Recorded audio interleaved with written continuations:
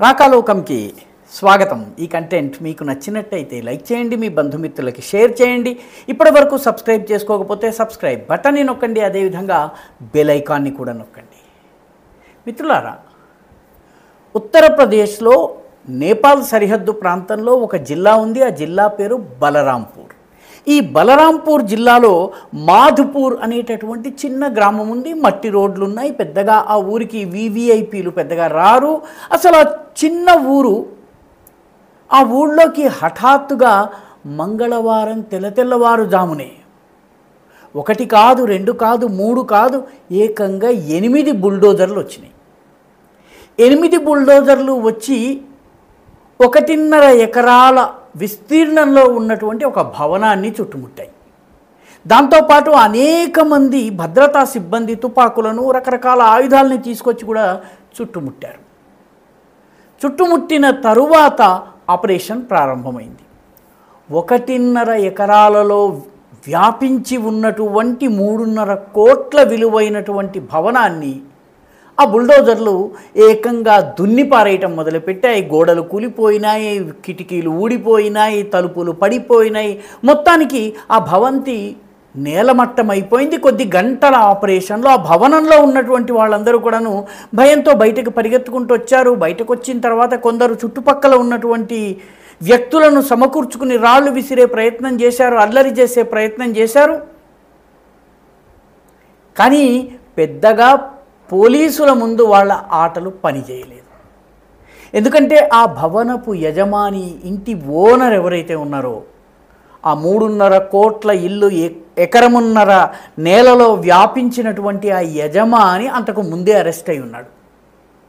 Arrest అయినటువంటి వ్యక్తి ఒక బాబా. ఆయనని బాబాగా చుట్టుపక్కల వాళ్ళు కొలుస్తుంటారు. ఆ బాబా గారి పేరు ఛాంగూర్ బాబా. ఈ ఛాంగూర్ బాబా గారిని కాస్త మరమ్మత్తు చేయగానే ఆయన అసలు పేరు బయటకు వచ్చింది. ఆయన అసలు పేరు జలాలుద్దీన్.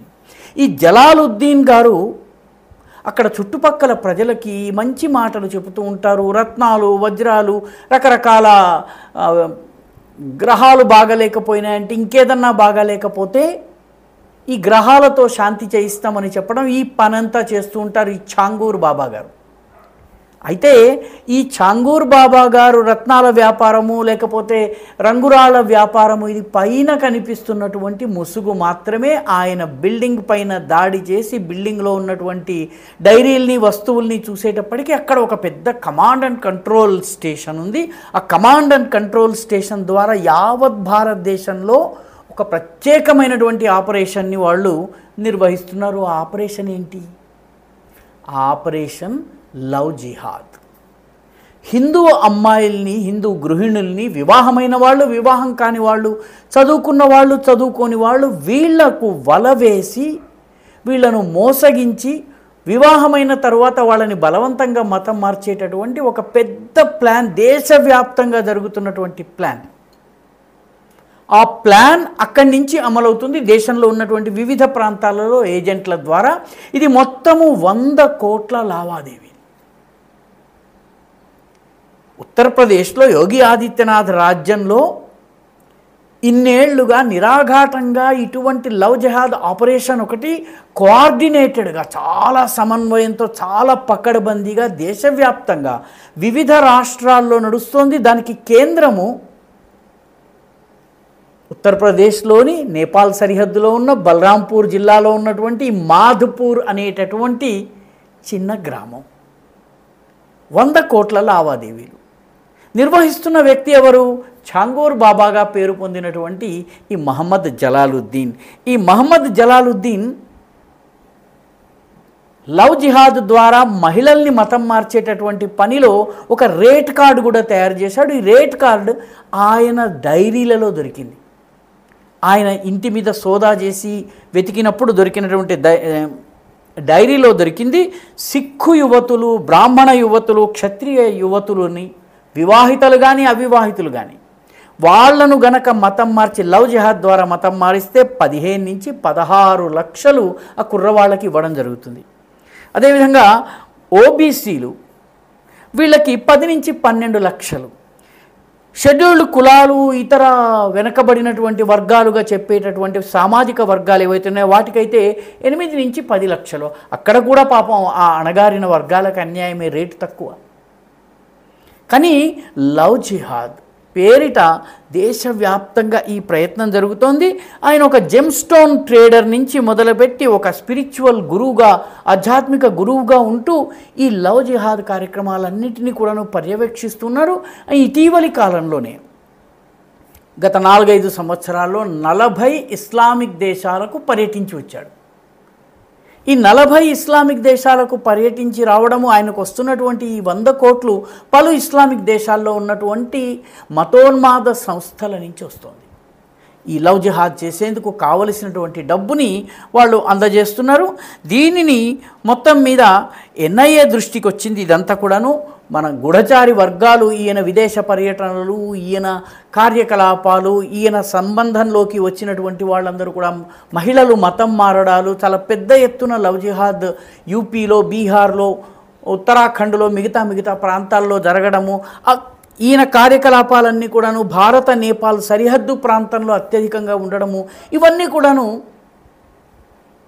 నిఘా వర్గాల దృష్టికి వచ్చినాయి. నిఘా వర్గాలు ఈ ఛాంగూర్ బాబా గారి మీద కాస్త కన్నేసి ఉంచేటప్పటికీ ఊహించనటువంటి విషయాలు బయటపడ్డాయి. అసలు ఎవరు ఊహించనటువంటి ఒక లవ్ జిహాద్కి సంబంధించినటువంటి ఒక కమాండ్ అండ్ కంట్రోల్ సిస్టమ్, ఒక యుద్ధాన్ని నడిపించేందుకు వార్ రూమ్ ఎలాగైతే ఉంటుందో ఆ రకమైనటువంటి వ్యవస్థతోటి నడుస్తోందన్నది బయటపడింది. చివరికి ఈ విషయం బయటపడగానే ఛాంగూర్ బాబాని అరెస్ట్ చేశారు. ఆయన ముందు రకరకాల మాటలతో తప్పించుకో చూశారు. పోలీసులు తీసుకువెళ్ళిన తర్వాత తమదైన శైలిలో పోలీసులు ప్రశ్నించడం ప్రారంభించారు. ఆ తరువాత యోగి ఆదిత్యనాథ్ ప్రభుత్వం తక్షణమే తమ బుల్డోజర్ల డిపార్ట్మెంట్ని అలర్ట్ చేసింది. మాధుపూర్లో ఉన్నటువంటి ఆయన ఇంటిని పూర్తిగా నేలమట్టం చేసింది. తమాషా ఏంటంటే ఆ ఇల్లు ప్రభుత్వపు భూమిలో ఎటువంటి అనుమతులు లేకుండా నిర్మించారు. ఏదో ఒక రాజకీయ పార్టీకి ఓట్లు వేయించటము, రాజకీయ ప్రాపకాన్ని సంపాదించటము, తద్వారా ప్రభుత్వ భూమిలో 3 ఎకరాల భూమిలో కోట్లు విలువ చేసే ఇల్లు కట్టుకుని అయ్యగారు ఉంటున్నారు. అక్కడి నుంచి హిందూ సమాజం నుంచి మతం మార్చి లవ్ జిహాద్ చేసేందుకు ఒక పెద్ద కుట్ర పన్నారు. దానిని మొత్తానికి ఛేదించడం జరిగింది. బుల్డోజర్లు తమ పనిని చేస్తున్నాయి, పోలీసులు తమ పనిని చేస్తున్నారు. అసలు ఇటువంటి వ్యవస్థలు ఈ దేశంలో ఇంకెన్ని ఉన్నాయో ఇప్పుడు బయటకు తీసే ప్రయత్నం చేస్తున్నాయి. ఎన్ఐఏతో పాటు ఎన్ఫోర్స్మెంట్ డైరెక్టరేట్ కూడా ఈ కేసులో ప్రవేశించబోతున్నాయి. ఎందుకంటే ఇతనికి 100 కోట్ల రూపాయలు ఎలా వచ్చాయి, ఏ దేశాల నుంచి ఏ మార్గాల ద్వారా వచ్చాయి. ఎందుకంటే ఎఫ్సిఆర్ఏ నిబంధనలను అతిక్రమించి హవాలా మార్గంలో ఈ డబ్బు వచ్చినట్టుగా తెలుస్తోంది. కాబట్టి ఎన్ఫోర్స్మెంట్ డైరెక్టరేట్ కూడా ఇప్పుడు రంగంలోకి దిగింది. ఛాంగూర్ బాబా గారు ఇప్పుడు తన దగ్గర ఉన్నటువంటి ఎన్ని రత్నాల ఉంగరాలు ధరించినా కూడాను ఆయనకి రక్షణ ఉండేటటువంటి సూచనలు చాలా తక్కువగా కనిపిస్తున్నాయి. ఇన్నాళ్ళు చేసిన దానికి వడ్డీతో సహా ఆయన చెల్లించుకోక తప్పని పరిస్థితి యోగి ఆదిత్యనాథ్ గారు తీసుకొస్తారు. అందులో ఏ రకమైనటువంటి అనుమానం పెట్టుకోనక్కర్లేదు.